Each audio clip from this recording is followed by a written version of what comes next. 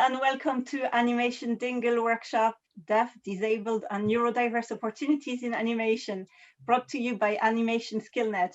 We are an organization that offers subsidized courses, programs and events to professionals in the animation, games and VFX sector. We are co-funded by member companies and Skillnet Ireland through the Department of Further and Higher Education, Research, Innovation and Science. And it is my great pleasure this evening to introduce you to your speaker, Marie Loom, who is joining us from LA. And we also have Caroline and Orla, who are going to interpret this workshop in Irish Sign Language. Marie, thank you so much for joining us. Obviously, we wish that you'd be here in Ireland, but it's great that you could join from LA. So if you could start maybe by telling us a little bit about yourself. Of course, hi. Thanks for having me. So, who I am, my name is Marie Lum. I am 25 years old, and I am a disabled and neurodivergent artist who works in animation over here in Los Angeles. So my background is that I have multiple physical disabilities and dyscalculia and mental disabilities as well. What I'm focusing a lot on today is the current state of opportunities in animation. It's a serious and difficult topic to face because we have faced oppression and stigmas and mentality in society that still stands today. And there may be laws and regulations. However, ableism is still very much alive and seeps into all working industries. And it may be hard to fight against if you don't know what you're going up against. So I hope this talk prepares you and gives you the tools to push for your rights and to help more people understand the complexities and delicacies of the subject. It may seem scary, but I promise there is hope and we are fighting for it. And we deserve to be in this industry just like everyone else. So, slide, please.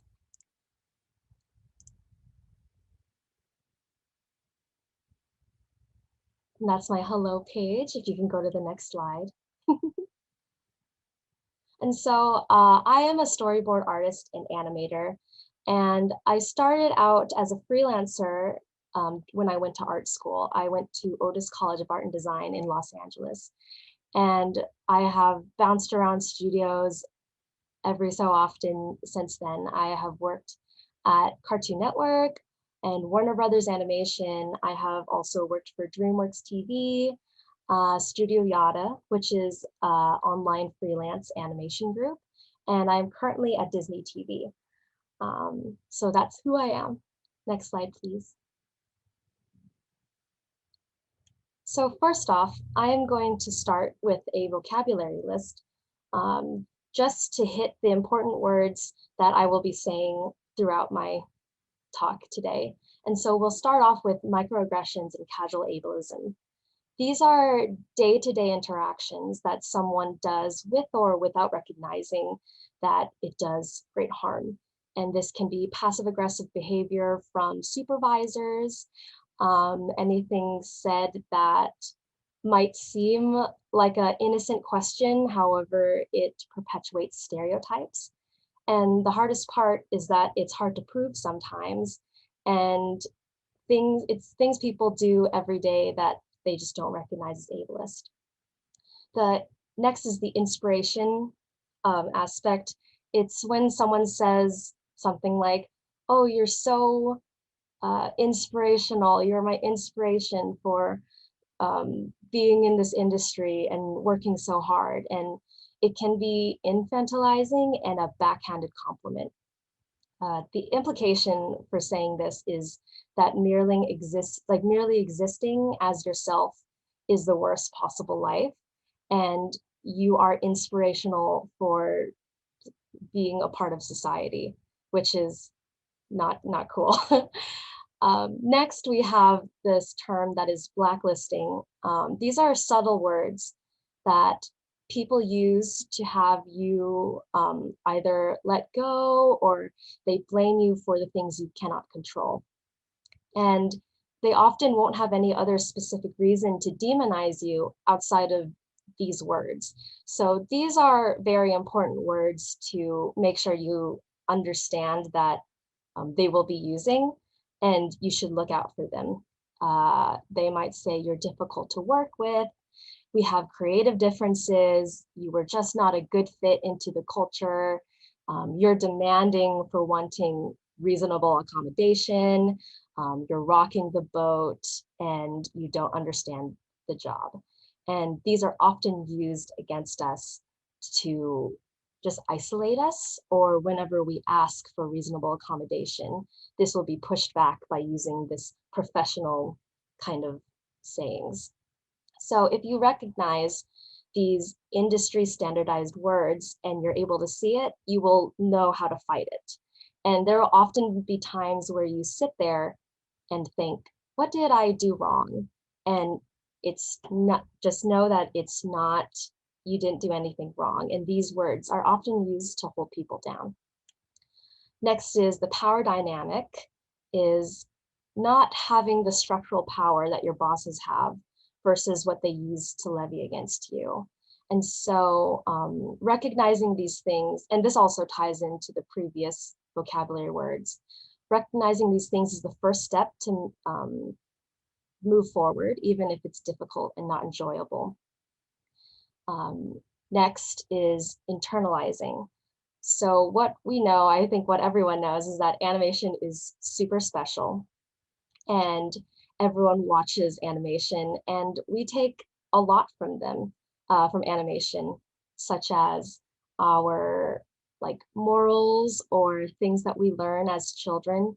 And these internalized concepts are built in the show if it is bad representation, and it will have a bad look on our outlook on our communities.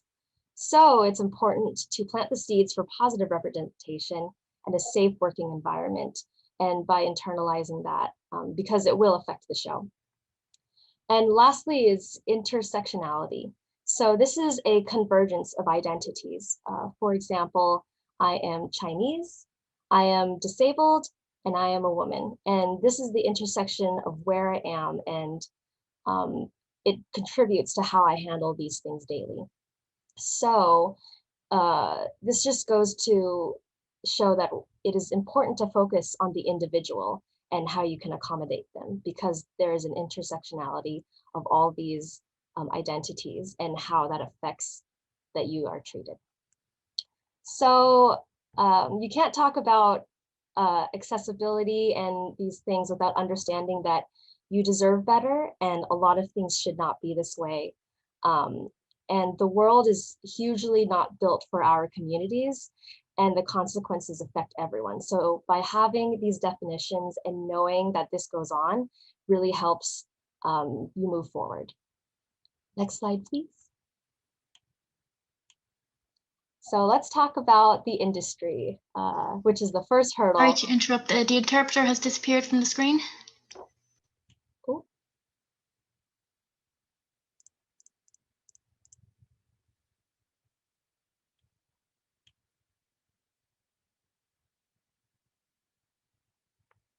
I shall wait.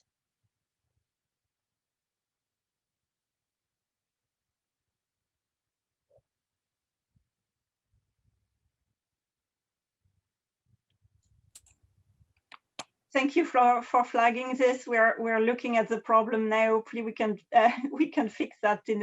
It's the Zoom joys of who is on screen now.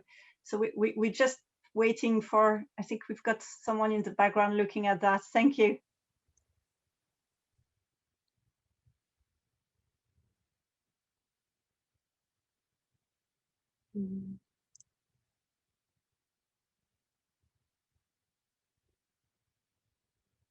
Okay, so the industry. Next slide, please. So this whole thing about getting your foot in the door, that's only the first part. The hardest part, of course, is keeping it there. So just to give maybe a background of how everyone's journey is unique. I know many architecture students, philosophy students that got into boarding and animating much later in life. I went the traditional route where I go to art school, and right after art school, I got a job. And I know someone who traveled the world for 10 years and then came back and decided they want to get into cartoons. And so this just goes to show that everyone's journey is unique and everyone's work is unique. So who's to say that we also can't be a part of animation industry? Because in the end, we all find our way differently. We all have individual needs, and yeah, we deserve to be here.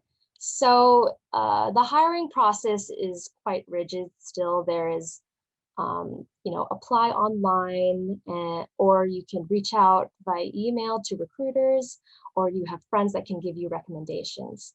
And this is generally how it has worked. Maybe you'll get a phone interview, maybe you will go in person to an interview, or you have a virtual interview.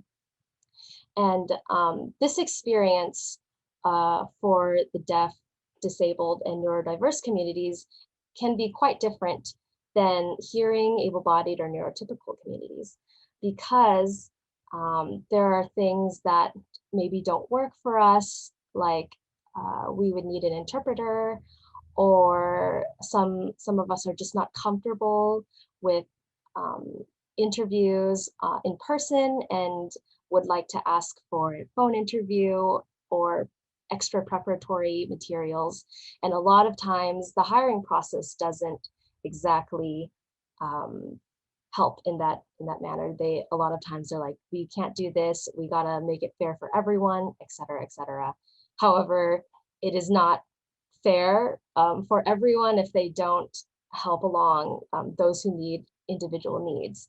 And so hopefully this is what we are hoping for the future, that the hiring process and getting your foot in the door will be an even playing field, a truly even playing field. And I just encourage you to find and pave your own journey. And the path to animation is very personal. And hopefully from now on, as we are working for this, studios can be a lot more accommodating and understanding. So next story, please, or slide. Okay, so in the industry, there are many positives, and yes, that is fine. So there are many positives and many negatives in the industry currently. So studios do adhere to the ADA compliance laws in America, and they do have reasonable accommodation. However, the hardest part about this is that it is generally something new. ADA was made in 1990, and the stigmatization and mentality towards our communities is still stigmatized and can be very negative. And even though there are laws for this, sometimes that mentality gets in the way and they will not have good treatment in an underhanded way.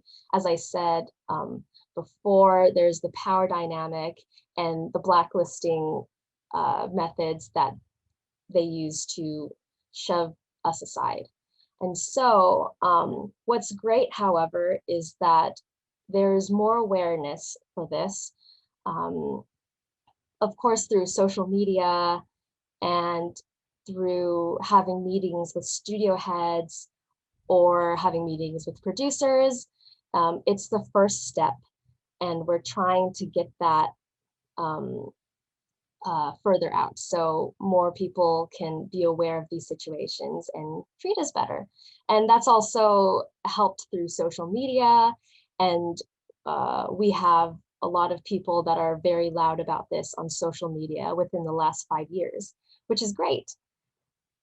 In addition, studios will hold workshops and table talks, and that also helps gather employees together with the studio, and the studio heads will come, and we have a good conversation about this. As I said before, we are taking a lot further steps versus 5 years ago, and so these are some of the positives for sure. Next slide, please. So here are some of the negatives. Studio heads, producers, showrunners, they tend to maybe have old-fashioned mentalities, especially within the animation industry. There is difficulty reaching them. So even if you want to schedule a meeting, sometimes they just don't want to show up, or they think that it's something that you can, push aside, because they might say, oh, we adhere to ADA, we adhere to disability laws, but it goes deeper than that. And so that is one hurdle that we need to get past. Additionally, there is next to no positive representation within animated media. And that is because these stories that they tell about our communities are not stories that are being told by us. And that's something really important. It's very personal, and our experiences are very individual, and to have someone that isn't part of our communities try to tell the stories without us, it ends up always being a bit of a mess. So that's something we are also trying to advocate for. Additionally, there is the scheduling issue. Many producers are unable or do not choose to be accommodating towards maybe sick days or days that you need to, use for going to the doctor because they want to stay on schedule, which schedules are very important. However, a lot of the time it is non-negotiable in their eyes, and it does not keep in mind the needs of disabled employees. Systems need to be put in place to make sure that there will be avenues to keep production running while also accommodating to disabled artists.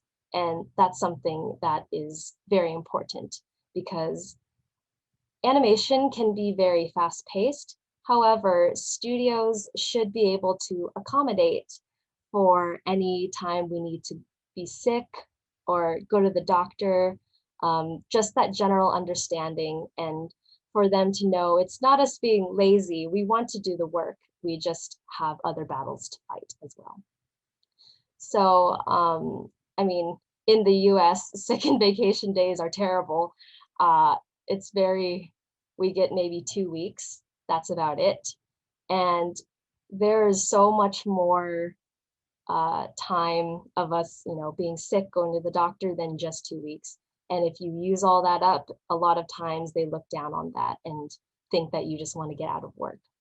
So that comes down to the microaggressions in the workplace, how it can make the workplace hostile, and it's very hard to report and prove these kinds of microaggressions, and the blacklisting as well. Many individuals that aren't part of these communities lack the understanding and patience, and they would rather push someone out than accommodate a lot of the times. So make sure that you stay true to the accessibility laws and know your rights, because that's a big thing. Next slide, please. So here are some stories about the industry or art careers from deaf, disabled, and neurodiverse artists. So I have compiled some stories for us to listen to. So please, next slide. Thank you. So here is the through the disabled lens. 15% of the world has a disability of some kind. That is nearly 1 billion people. And 100 to 190 million of those disabled have a severe disability. And this statistic was taken from Disability Inclusion by the World Bank, and it was last updated this month of 2021. So disability exists on a spectrum, and in many cases, disabled individuals exist within intersectional identities. And this just goes to, again, we need to recognize that every person is different, and accessibility must be looked at with the individual. So there are the difficulties by being disabled in the studio, again, because schedules are non-negotiable. We often don't get enough sick days and vacation days. And again, the blacklisting and power dynamic can be quite difficult. There is a need for understanding and a need for flexible schedules, because we deserve to be there and to work within the animation industry. And these studios should be there to support us, and our supervisors should be there to support us, not only as an artist, but as a person. And I will tell you a story about how I was treated at one of these productions. So I got very, very sick one time, and I needed to have surgery. I went through with the surgery, and I think they only gave me 2 or 3 days off, paid sick leave after the surgery. And that was really hard. And I was pulled to the side and told that I was being difficult and I was not finishing my work on time, and that I needed to step up. And I didn't know what to tell them other than I was sick and I had surgery. So there is a difference between the treatment of disabled individuals and able-bodied coworkers. They were often hailed for being the perfect employee because they got all their work done all the time, even by going overtime, which is something a lot of people can't afford because we don't have the energy for that. And they never got sick, and they never had to take a day off. And that seeing that comparison is really difficult. So it turns the things that we cannot control into burdens for higher ups, and it makes us feel unsafe and unwelcome in the work environment, which is isolating and confusing and just not cool. So that's something that we need to push back on. Next slide, please. Through the neurodiverse lens, people need to get rid of the stigma that neurodiversity is flawed or it needs to be fixed. Neurodiversity is just a different way of thinking and a divergent way of typical thinking that can, foster so much creativity and richness and substance to the art that the individual wants to contribute. And a lot of neurodiverse individuals say that their success is not in spite of being neurodiverse, but because of it. And we are just part of humanity, and we all have our differences, and we want to be seen that way. There needs to be a higher level across the board for awareness, of course, as I mentioned before, and also understanding of this concept so we can break down stigmas as the first step to keep going. And the things that we can do for that is give opportunities for mentoring and guiding us with patience and sympathy, whether it be shadowing at a studio for a bit, going through an organization built for education for neurodiversity, such as Exceptional Minds and Dan Academy. And there is as I said before, the hiring process needs to be more flexible. The standardized rigid application processes are very difficult and are seen as one size fits all. it often sets neurodiverse individuals back on an uneven playing field. For example, we need to be able to realize that no eye contact during an interview is not inherently negative. And we need to stop changing up the interview process, such as throwing in a second interviewer suddenly, or announcing during the interview that it's going to be a group interview. That is stressful, and it just does not accommodate for how many people have prepared for an interview. Again, we need to discuss the rules thoroughly and with clarity. The job applications and expectations need to be reviewed. These ideas sometimes on applications can be like, you need to be an introvert, but also detail-oriented, also highly creative, and also get along with everyone, and also this and this and this.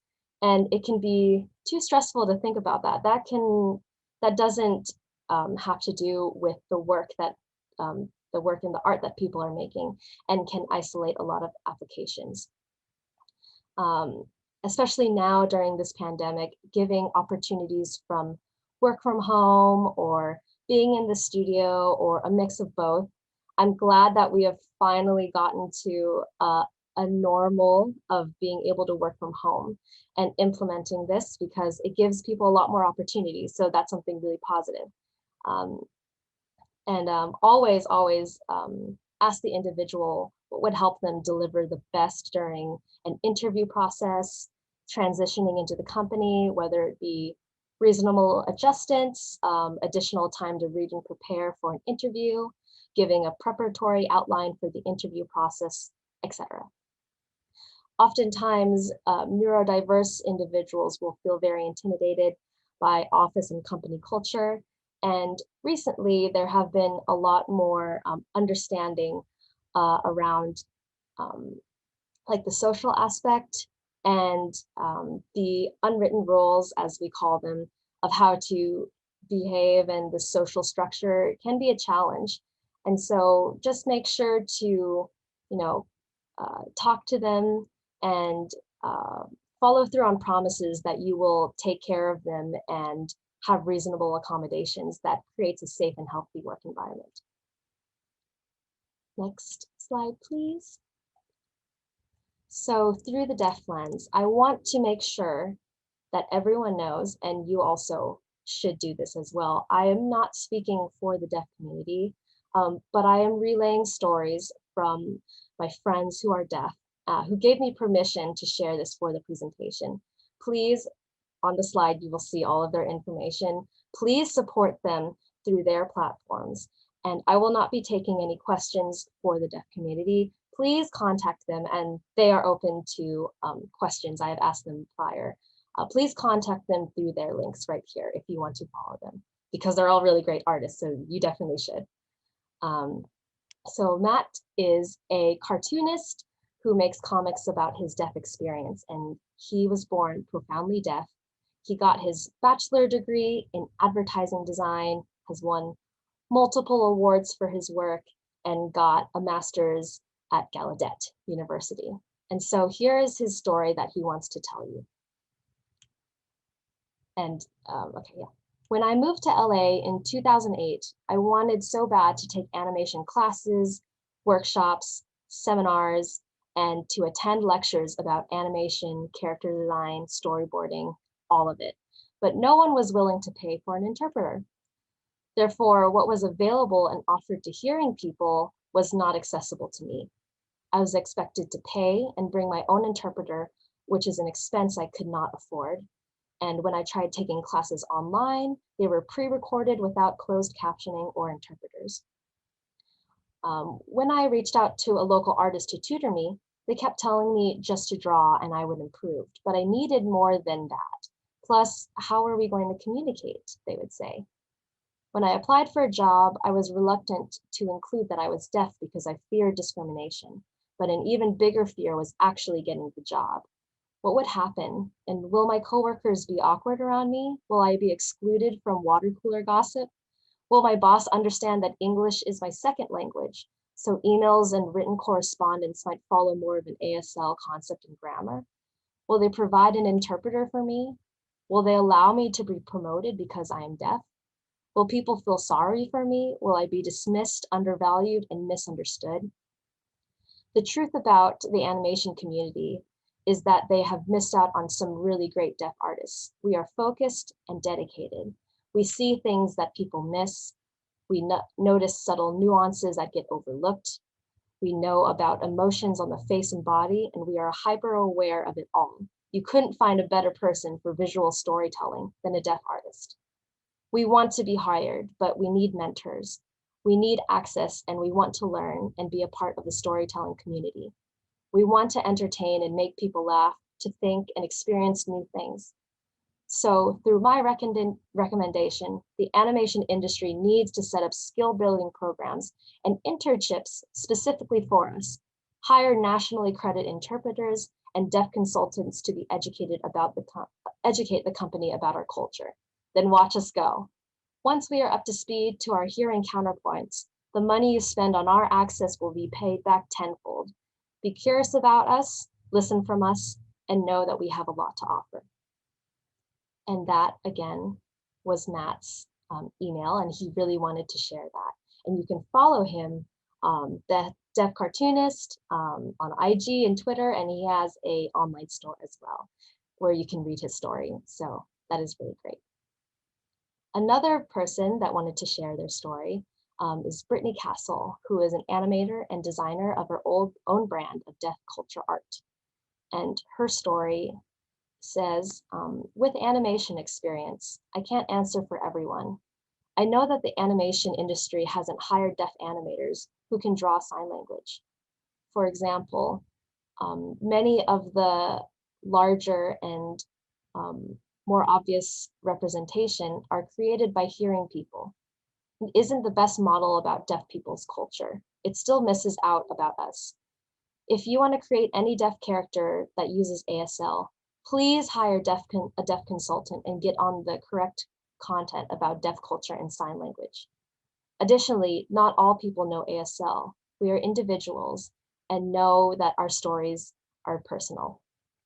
You can find Brittany at those links on her Twitter and IG and her online store as well. Lastly, my co-leader of a committee that we have made in the local 839 animation guild is Brian Bay, and he is deaf.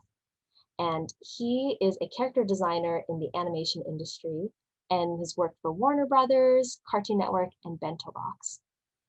And his story is that it was hard for him to find work before, but now that there is work from home, he's able to get live closed captions that is much more accessible for him. He does not know ASL and he was never taught, so he relies on lip reading. This is very difficult when it includes multiple people talking at once, because he needs to pay attention to one person at a time when talking, and prefers when it's a one-on-one conversation or conversation over text. The lack of accessibility in the studios has hindered him for a very long time, but now that work from home and Google Meets and live closed captions are available, it's helped him enormously, and now the doors are open for him, he feels. He is such a good artist, but he just needed that push and that accessibility, which goes to show how important this is. It also goes to show that you must pay attention to each individual's needs and be prepared to provide. Have live CC ready, have interpreters on the ready, be ready and patient to due diligence and be ready to include everyone. And so these are stories from deaf artists, and you can follow them all there. Again, they are great artists and their stories are amazing. And they are also welcoming questions after this if you want to message them or email them. Next slide, please. Here's a big thing that I want to make sure to really drive home, as I've said it over and over. Resist the temptation of imposing a one-size-fits-all solution. of accessibility that parachutes on your employees or your populace, because everyone's needs are different. And a lot of times studios will say, oh, but we provide you this and this, but it doesn't work for one individual while it might work for the other. And so again, just pay attention to the individual. All right, next slide, please. So what can we do about this? This is the important part and the hopeful part. So next slide, please. These are things that we can do going forward and things to take note of. Accessibility should never be seen as something to do later or adding on as everything is sorted out. It sends the message that those who are in need of accessibility are also an add-on and not as important, and their needs aren't as important to your team. Accessibility needs to be baked into the foundation of the environment, the project, the team, and down the road, it will be a lot harder to accommodate and bring in more accessibility if you don't create it from the beginning. That's just how it makes sense. So just make sure to listen and be ready for that. And this is something a lot of studios do wrong. So if you are starting up your own project, starting up your own studio, anything like that, please keep in mind accessibility, and so everyone can have a fair chance at working on something that they love. Also, there are organizations, which is great, and I recently came in contact with someone who is a professional accessibility and sensitivity consultant. They will review projects, review workspaces, and provide guidance on accessibility and how you can make your project and workplace like a safe space for us. And that's great. And I do know that there are more, that is something that's becoming more and more of like a job that it's just great. So if you are doing that, you should hit one up and tell them like, hey, I need your help, and they'll be more than happy to work with you. There's also the local 839, which is the Animation Guild in Los Angeles. We have the Deaf, Disabled, and Neurodiverse group, where we partner with the Guild, other committees within 839, studio heads, executives, and other organizations where we push for equality, accessibility, and positive representation at our Guild houses. And that's been very, very effective. Hopefully, we're going to push outwards further than just animation as well, but entertainment in Hollywood and further. Hopefully it will be a domino effect to bring awareness to this issue. So there are also, as I mentioned before, these organizations that are called Exceptional Minds, Dan Academy, and these organizations provide mentorship, education, and guidance for neurodiverse individuals. They are safe spaces to cultivate creativity and to prepare for working in the industry. And lastly, there is a great animation studio that started up called Signing Animation, and it is a studio founded by deaf artists and animators that focuses on deaf stories and told by deaf artists. This is a huge leap forward, and I'm so proud of them. And they just funded their most recent Kickstarter and producing their first film. So very exciting. If you want to look up that later, I definitely recommend it. Next slide, please. So being a good ally. This is something that is currently evolving, of course, but the word ally has turned into a very performative phrase. So please, I guess if you can, ditch the word ally. Hashtags don't do anything. I mean, they bring awareness, but what we really need is people helping us, getting their hands dirty and doing something, asking us, what do you need?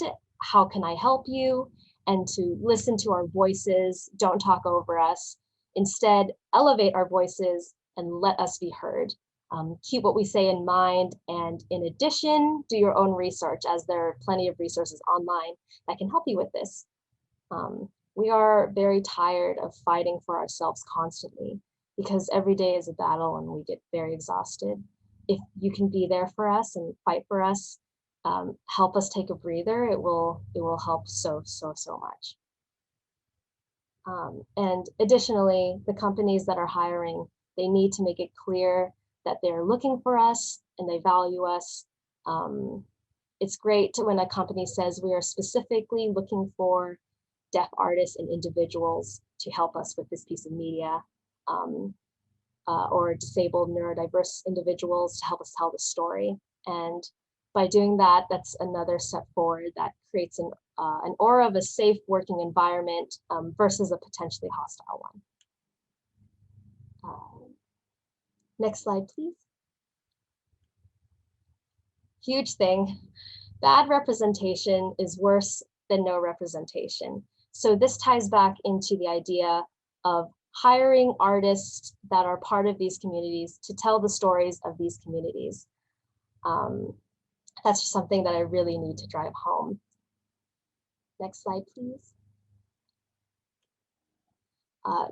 Bad representation, that phrase, that is better than no representation, it's because it's extremely harmful and it presents a very skewed experience of being in these communities. And media affects everyone. Children in particular, any kind of media that they consume during their formative years can affect the way they have, like, their outlook on life, their outlook on people and humanity. And what we want is for future generations to, get better and better with this mentality. And so have deaf, disabled, and neurodiverse individuals work on your projects that are telling these stories. Misrepresentation is very harmful, and we just want to be able to tell our stories, of course. So next slide, please. My friend that is a accessibility consultant told me that to make change, all it takes is one person to push forward for other people to follow. And so this is the important thing, and what you can do now is push forward with this information and help out everyone, and other people will definitely follow. So wherever you are in the world, do that, and we will really, really appreciate it, and it will work towards a brighter future for us within the animation industry. Next, please. Thank you very much. That is the end.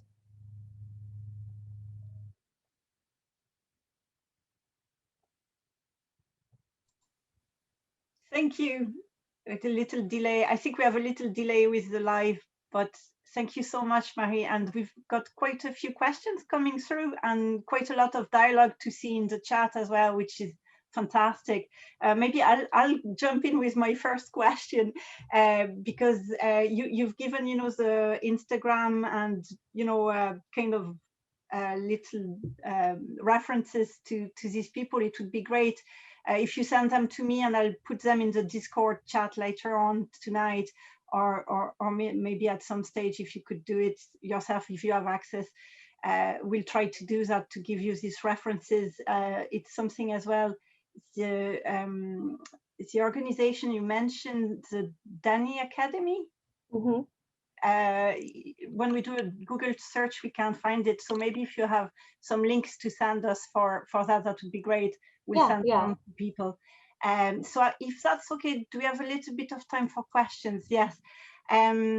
So as someone who has MS, when do I bring up the fact that I have MS, after, before, or during an interview?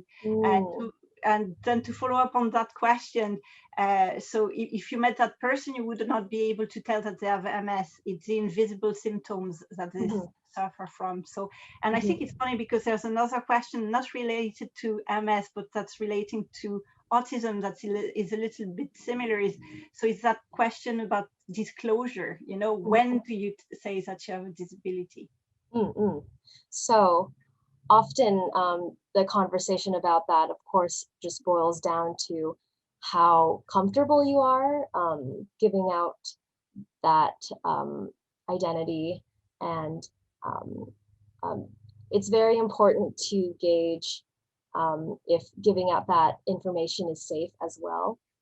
But oftentimes, especially now, people are becoming more and more understanding about that, especially since we've been doing a lot to push back on the stigmatization of, you know, all of this.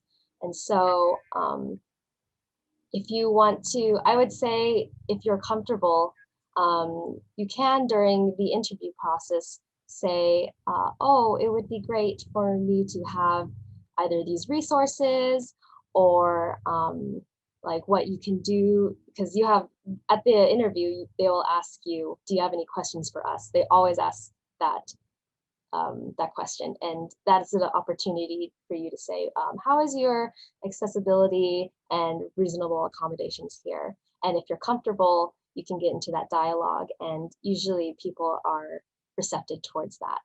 And but it also always boils down to how comfortable you are with that. A lot of my friends don't want to divulge that personal information, and that's fine. A lot of my friends are very open about it. It all comes down to what, if you think that it will be safe for you to tell that information. But it's totally fine during the interview process, because, you know, it's kind of like a two-way interview. You're asking them what they can do for you, while they are also asking you what, you know, it's a two-way street. And so I would say, yeah, that. Sorry, just another question, a little bit unusual, but where is a good place to get references for drawing characters who are using sign language? Oh, okay. So I linked Brittany Castle, and she makes a lot of animations and graphics and illustrations with sign. And she does American Sign Language. But the best thing you can do is ask someone who is deaf, because sign language is, you know, it has a lot of complexities, and you need to take note of like the mouth morphemes, and the grammar is, you know, part of the timing in the animation, or, you know, it's very complex. And by asking a deaf individual or artist to help, you know, supervise what you're drawing and what you're animating, and ask them if it's correct, that's always the best. But Brittany Castle, I will give her links. She does a lot of that, and it's very great. And she has a lot of information on animating or drawing signs. So I would say her. Brilliant. Then another one coming through there, from your own knowledge or from what you've learned from others, are companies willing to accommodate those with sensory processing issues? I would imagine that it would be a struggle to work in an open plan environment with so many simulations around that person. Yeah. So what's, sorry, not simulations, stimulations. Yes. So a big thing about now that work from home has been implemented, finally, which is something our communities have been pushing for forever. But with work from home, it is becoming more of a norm. I see a lot of people saying they never want to go back to the studio because it helps them a lot with, you know, having a good space, a safe space within their home, and they have everything there for them. And so I believe that going forward, if you said that you wanted to work from home, maybe come in every so often for a meeting and then go back home and keep working. It definitely is something that can be done now, because we've proved that we can do it.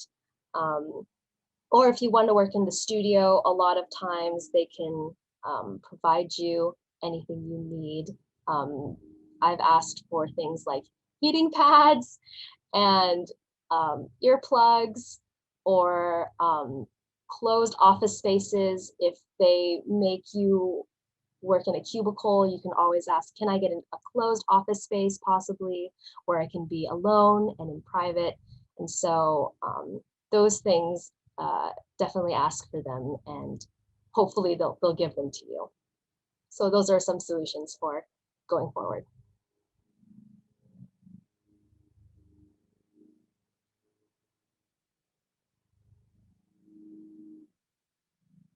Oh, you are muted.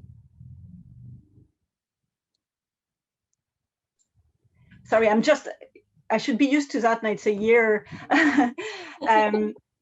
But I think we're winding down on questions there. There's probably a lot more conversation. Well, there's surely a lot more conversation to be had, and we will be following up on this definitely. We are already giving you more homework to give us all these references and these websites and links. That's fine. I'm delighted to see. Thank you so much, everybody, for interacting so well with us and all your questions. So we'll definitely continue this conversation throughout the year, and not only conversation, but action as well. As you said throughout your talk, that is the most important. It's great to talk about it, but you know, it's time to act as well. So Yes, Marie, thank you so much again. I don't know if are you off to work now? Yeah. Day off, no day off for us. As for us all, we're finished here for now. We'll have a little break, and then we have the awards at 8. So thank you so much all, and thank you again, Caroline and Orla. Thank you so much, everyone, and thanks again, Marie. Thank you. Bye. Have a nice day. Thank you.